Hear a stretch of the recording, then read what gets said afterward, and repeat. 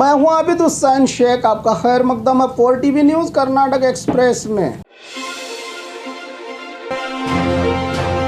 बसवराज बोम्माई के राज्य में लगातार 3 की हत्या। आईटी, बीटी, सॉफ्टवेयर जैसे क्षेत्रों में कामयाबी पाकर शांति से रहे कर्नाटका को यूपी, बिहार की तरह खूनी और पिछड़ा राज्य बनाया जा रहा है। 10 दिन में 3 युवकों की हत्या। दक्षिणी कन्नड़ा जिला बेल्लारे में 18 साल के युवक मसूद की हत्या, जिससे आपसी मामला कहकर सरकार ने दबा दिया। दूसरी बार बीजेपी युवा नेता परवीन की हत्या पर सरकार ने एसडीपीआई और पीएफआई को जिम्मेदार ठहराया और कल देर रात मोहम्मद फाजिल की हत्यारों से मार के दर्दनाक तरीके से की गई है हत्या, जिसका नज़ारा सीसीटीवी में भी हुआ है कैद। कल राज्य के सीएम बोम्माई ने मृतक परवीन के घर जाकर उसे मुलाकात करके सरकार की ओर से 25 लाख और बीजेपी पार्टी की ओर से 25 लाख, कुल 50 लाख रुपयों की मदद की। लेकिन हफ्ते पहले हुए इसी जिले के बेल्लारे के मसूद के परिवार को मिले बिना ही लौटे हैं राज्य के सीएम बोम्माई। पैसे नहीं तो नहीं, लेकिन बसवराज बोम्माई तो पूरे राज्य के हर धर्म की जनता के सीएम हैं, ना कि सिर्फ एक धर्म के लोगों के लिए सीएम बने हैं। और ज़रूरत पड़ने पर योगी आदित्यनाथ की तरह कर्नाटका में सरकार चलाने की बात भी कही। सीएम ने शांत रहे कर्नाटका को यूपी की तरह दिन दहाड़े हत्या और बलात्कार और पिछड़ा राज्य देखना चाहते हैं, शायद अपने लोगों को खुश करने के लिए 50 लाख। लेकिन उसी गांव के मसूद को एक फूटी कौड़ी भी नहीं दी गई। सरकार का काम यानी भगवान का काम विधानसभा में ही लिखा गया है। क्या भगवान भी अलग अलग धर्म वालों को अलग अलग से देखकर मदद करते हैं? पहले तो इंसान, बाद में हिंदू और मुसलमान। बीजेपी कार्यकर्ता और हिंदू संगठनों के बीच तू मैं। शिवमोगा में पूर्व मंत्री ईश्वरप्पा के नेतृत्व में परवीन हत्या की मजम्मत की सभा की गई, जिसमें हिंदू कार्यकर्ताओं की ओर से नारे लगाए गए कि होशियार रहे राजनेता, होशियार रहे राजनेता। साथ में योगी के भी नारे लगाकर हंगामा किया गया। इस सभा में इन्हें रोकने गए बीजेपी कार्यकर्ता और हिंदू संगठनों के कार्यकर्ताओं के बीच तू मैं और खींचातानी के साथ बड़ी बहस भी देखने को मिली। इसी तरह चलता रहा तो बीजेपी का भगवा संघ परिवार बिखर जाएगा। मृतक परवीन के घर मिलने पहुंचे एमपी तेजस्वी सूर्या। राज्य में चल रहे हत्याओं पे हत्या के बाद बीजेपी पैचवर्क करते हुए हिंदू कार्यकर्ताओं के घर जाकर उनके साथ होने का यकीन दिलाने में लगी है। आज बीजेपी सांसद तेजस्वी सूर्या परवीन नेतारू के घर जाकर उनके परिवार से मुलाकात करते हुए उन्हें दिलासा दिया, लेकिन उन्होंने भी हफ्ते पहले हत्या में मारे गए मसूद और कल मारे गए फाजिल के घर को बिना मिले ही लौटे हैं। क्यों? बाकी 2 लोग क्या इंसान नहीं थे? इनकी जान नहीं गई? क्यों इस तरह से कह रहे हैं बीजेपी के नेता? लेकिन वोट मांगते वक्त तो सभी धर्म के घरों के पास जाकर वोट की भीख मांगते हैं, तब क्यों नहीं कहते कि सिर्फ हमें हिंदुओं के वोट काफ़ी हैं? परवीन हत्या की जांच एनआईए को देने का जारी किया सीएम ने बयान। राज्य में बोम्माई सरकार की अवधि में लगातार हत्याओं पर हत्याएं होती ही जा रही हैं। 10 दिन में 3 हत्या एक ही जिले में हुई हैं। इस पर सीएम बोम्माई ने कहा कि परवीन हत्या में पड़ोसी राज्य का हाथ शामिल है, इसीलिए इस मामले को केंद्र सरकार की नेशनल इन्वेस्टिगेशन एजेंसी को सौंपकर जांच की जाएगी, कहा सीएम ने। सीएम के इस फैसले पर हिंदू कार्यकर्ताओं का कहना है कि सरकार अपना पल्ला झाड़ने के लिए और खुद की गलतियों पर पर्दा डालने के लिए एनआईए को सौंप रही है ये केस। ऐसा विरोध हिंदू संगठनों की ओर से जताया जा रहा है। टोल गेट पर ही प्रमोद मुतालिक को रोका पुलिस ने। मृतक परवीन को मिलने पहुंचे श्री राम सेना संस्थापक और उनके समर्थक को दक्षिण कन्नड़ा जिला बॉर्डर पर रहे टोल नाका के पास डीसी के आदेश के चलते इन्हें रोककर आगे बढ़ने नहीं दिया गया। साथ ही प्रमोद मुतालिक ने इस मौके पर सरकार के खिलाफ खूब नारेबाजी की।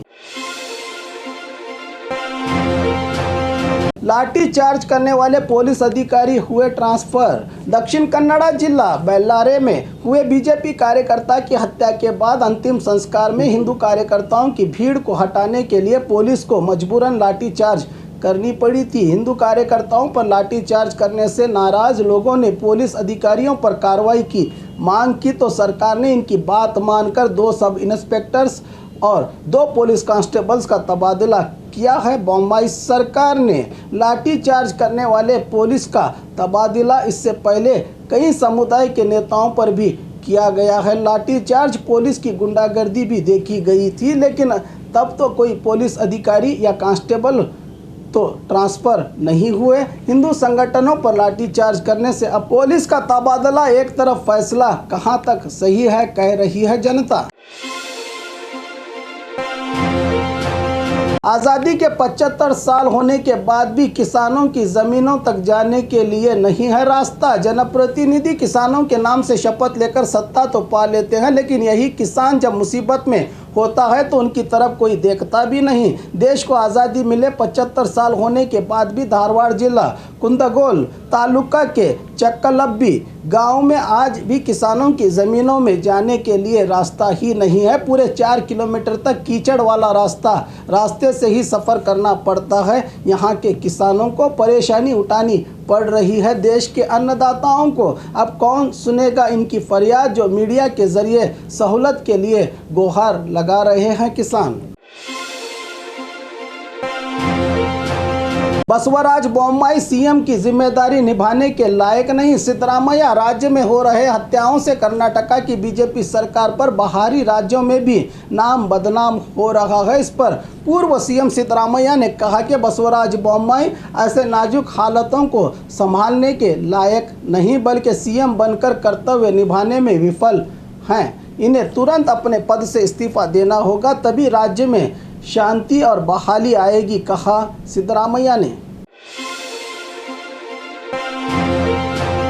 बीजेपी सरकार लाशों पर अपनी सियासत कर रही है। एसडीपीआई नेता अबू बकर का बयान। मंगलुरु में फाजिल की हत्या के बाद स्थानीय एसडीपीआई जिला अध्यक्ष अबू बकर कुलाई ने कहा कि लगातार 3 युवकों की हत्या हो जाती है, जिसके पीछे कुछ सियासी नेता और पार्टियां भी अपनी दाल गला रहे हैं। साथ में राज्य में रहे मीडिया पर भी कहा कि हिंदू युवकों की हत्या पर विवादित टिप्पणी करके दंगे भड़काए जाते हैं, तो वहीं इसी जिले के 2 मुस्लिम लड़कों को मारा गया, लेकिन इन हत्याओं को निजी दुश्मनी का नाम देकर दबाया गया है। मीडिया के भड़काऊ बयानों से ही आज तीसरी हत्या हुई है। सीएम बोम्मई सिर्फ परवीन के घर जाते हैं और 50 लाख देकर आते हैं, लेकिन उसी जिले के मसूद के घर नहीं जाते। क्यों? उसकी भी जान चली गई थी। क्यों? एक तरफा फैसला। शायद सीएम बोम्मई को पता नहीं होगा कि सभी धर्म वाले टैक्स भरते हैं, तभी जाकर उनकी तनख्वाह दी जाती है, कहा एसडीपीआई नेता अबू बकर ने। राज्य में बीजेपी सरकार की अवधि में 66 दंगे फसाद, लेकिन आरोपियों पर 0 कार्रवाई। राज्य की बीजेपी सरकार के अधिकार संभालकर पूरे 3 साल बीत चुके हैं। इन 3 सालों में राज्य के अलग अलग जिलों से सर्वे करके एक रिपोर्ट तैयार की गई है, जिसमें अब तक 66 दंगे फसादात पेश आए हैं, जिसमें कई लोगों की जान भी गई है, चाहे वो किसी भी धर्म का क्यों ना हो। इन दंगों में जान तो चली गई है। 2019 में 12 दंगे, 2020 में 21 दंगे फसादात, 2021 में 23 दंगे फसादात, 2022 में 10 दंगे फसादात हुए हैं। शिवमोगा में सबसे ज़्यादा धर्म संघर्ष के नाम पर 13 दंगे हुए हैं। दक्षिणी कन्नड़ा में 12, हावेरी में 10 वारदातें पेश आई हैं। इन घटनाओं के बाद बीजेपी सरकार की ओर से इन कामों को अंजाम देने वालों पर आज तक कोई ठोस कदम नहीं उठाया गया। इसका भी रिकॉर्ड मौजूद है। मीडिया के सर्वे में अब जनता ही फैसला करेगी कि उन्हें शांति चाहिए राज्य में या दंगे फसाद। अंतिम संस्कार से लौटते समय हुआ रास्ता बंद। गुलबर्गा जिला चिंचोली तालुका में भारी बारिश के चलते शिरबिकनहल्ली गांव के लोग अंतिम संस्कार करके लौटते समय भीमा नदी भर के बहने लगी, तो जनता को रात भर पानी किनारे ही बिताकर पूरी रात बितानी पड़ी तो कुछ लोग नदी पार करके चले गए, तो कुछ लोग डर के मारे किनारे ही रुककर पानी का बहाव कम होने का इंतज़ार करते नजर आए। देश की हालत क्या हो गई है। जनता की बेसिक ज़रूरतें, रोड, बिजली, चैम्बर जैसे समस्याओं को तो पूरा करे जनप्रतिनिधि, सिर्फ जातिवाद का जहर घोलकर आम लोगों की लाशों पर गंदी सियासत करने पर उतर आए हैं नेता। भारी बारिश के चलते किसान के घर पहुंचा मगरमच्छ का बच्चा। महाराष्ट्र में हो रही भारी बारिश के चलते कृष्णा नदी में पानी भर के बहने लगा है, जिसके चलते बीजापुर जिला मुद्देबिहार तालुका घलपूजी गांव में अलीगेटर नस्ल से जुड़ी मगरमच्छ का बच्चा बसवराज नामी किसान के पानी की टैंक में पाया गया। बसवराज का घर कृष्णा नदी किनारे ही मौजूद है, इसीलिए मगरमच्छ का बच्चा पानी में बहकर आया होगा, इस तरह की बात कही जा रही है। अगर बच्चा है तो माँ भी होगी का शक जताया जा रहा है। फॉरेस्ट अधिकारी विजय कुमार से कहने पर उन्होंने सही सलामत पकड़कर ले गए इस बच्चे को। इस छोटी से मगरमच्छ को देखने के लिए गांव की भीड़ उमड़ पड़ी थी। और खबरों के लिए देखते रहिए 4 TV न्यूज़ कर्नाटक एक्सप्रेस।